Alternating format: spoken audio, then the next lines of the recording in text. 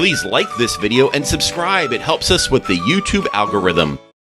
Hello, fellow travelers. This is Travel Towner, and today we are in Orlando near Ocoee, Florida, and driving on McCormick Road. We'll start on the west side of McCormick Road near Ocoee-Apopka Road and drive east all the way to where McCormick Road ends at Apopka Vineland. Don't forget to subscribe. It's a free way to help keep these videos coming.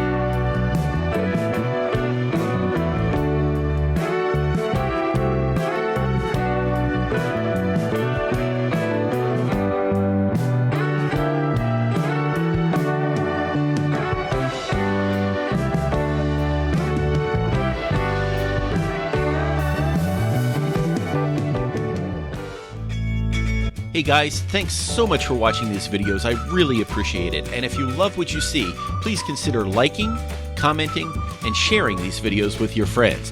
And if you really like these videos, the best thing you can do is subscribe to this channel so you can see whenever I put more videos out. Thank you so much, and I'll see you on the road.